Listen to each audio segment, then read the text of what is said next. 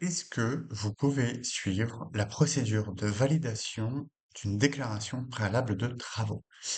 Eh bien, malheureusement, non.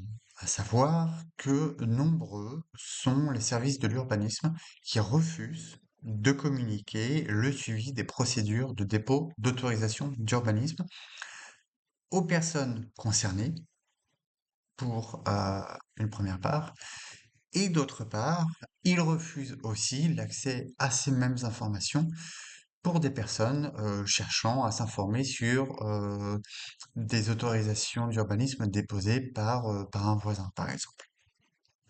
Donc, c'est quoi les conséquences de tout ça, de ne pas pouvoir suivre le dépôt d'une déclaration préalable de travaux? Alors, il faut savoir que refuser de communiquer sur l'état de la procédure nuit à vos droits. Donc, vous devez pouvoir prendre connaissance de l'avancée de votre projet. Et si celui-ci vous cause un grief, motivez votre recours en fait et en droit, sous peine de voir celui-ci rejeté. Donc c'est l'article 2 de la loi du 17 juillet 1978, qui est aujourd'hui intégré dans le Code des relations entre le public et l'administration, euh, oblige l'administration à fournir sur demande les documents liés aux autorisations d'urbanisme lorsque le maire ou le président d'un établissement public intercommunal a pris une décision. Donc ça concerne les dossiers de permis de construire, les déclarations de travaux, les certificats d'urbanisme et les permis de lotir. Donc tous ces documents sont accessibles une fois seulement la décision prise par les autorités d'urbanisme. Avant cela, vous n'avez rien. Donc, pourquoi maintenant vous ne pouvez pas suivre cette procédure? Eh bien, en fin de compte, le dossier de demande de déclaration préalable de travaux n'est pas communicable avant que l'administration ne soit statuée dessus.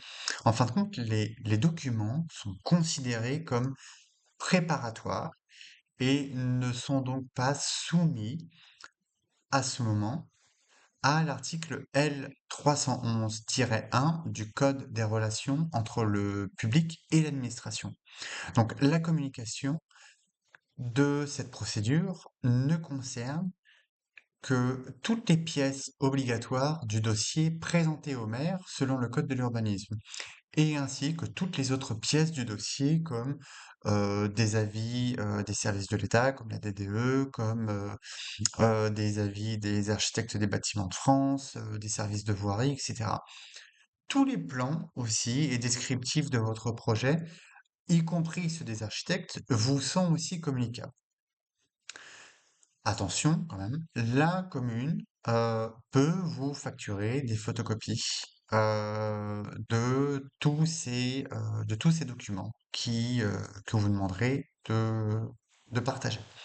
Donc il faut être attentif au délai de recours, qui est généralement de 2 mois à partir de l'affichage de l'autorisation d'urbanisme sur le terrain. Donc étant donné ce délai court et des procédures qui peuvent être complexes, il est fortement conseillé de consulter un avocat pour contester une décision d'urbanisme.